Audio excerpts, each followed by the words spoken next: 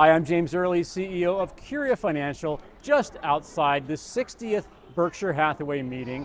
Warren Buffett ended at 1 p.m., a little bit earlier than normal, and I've got behind the camera my friend Pieter Slegers from Compounding Quality, who's going to ask me some questions about my Berkshire experience. So Peter, and by the way, these are Squishmallows. The last 3 meetings, these have been like red hot, going for $500, $1,000 on eBay. This year they seem to have more supply, so I stocked up. Peter, questions? Yeah, sure. Nice having you, James. So how many times did you attend the Berkshire AGM and how did you experience the event today? 2018 was my first time, Peter. I've loved every time. 2 years during COVID, they didn't have it in real life. This time was different. This time was more crowded. This time was 20,000 people. This was a record. I had to wait a long time, even coming at like 7:15, I guess, in the parking lot, 7:30 actually. The biggest crowd ever. It took me 2 times to get in because I had a camera with me. So bigger crowd, but Buffett deserves it. I think everyone feels this could be the last one. Yeah, so there was a very special announcement at the end. Could you tell a bit about that? Yeah, Warren Buffett, we've all known that Greg Abel is the upcoming CEO, the CEO of Parent. Now it's official. As of December 31st this year, 2025, Greg is going to formally take over the CEO helm. That got a standing ovation. Buffett saved it till the end, so he didn't get questions on that. It was a great way to end a great meeting. Yeah, today Buffett is 94 years old.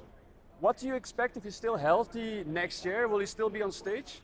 I think he will be. There's nobody who can replace Warren Buffett. As much as I like Greg, as much as I like Ajit Jain, who heads the insurance business, they're not Buffett. They're not Munger. Just as we lost something when we lost Charlie a couple of years ago, we will lose something when we lose Buffett. But, you know, there's a positive side of that. You can't replace Warren Buffett. You can't replace the irreplaceable.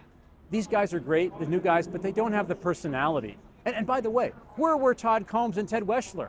I didn't even see them. In previous years, at least they made an appearance. They were nowhere to be seen. So obviously they are not high up in the Pez dispenser. We're going to see Ajit, we're going to see Greg, and we're probably going to see a smaller crowd, but it'll still be a good business. Yeah, tariffs are a hot topic today. What did Buffett mention about the topic? Warren Buffett does not like tariffs. And frankly, no economist likes tariffs. Honestly, I was getting my seat during part of that answer, so I can't give you chapter and verse on that. But what he said, I mean, Warren never really worries too much about macroeconomics. That is something that's very consistent. So I think he's just saying, hey, find good business, hold good business. The U.S. is great. I mean, he's worried about the dollar. He's worried about the debt. But he's not too worried about tariffs. I think he thinks it's going to, I would say it's a jab at Trump. He didn't mention Trump by name, but it's clear he does not approve of what's happening with the U.S. economy right now. One last question maybe. Well, obviously Berkshire Hathaway has a huge cash pile.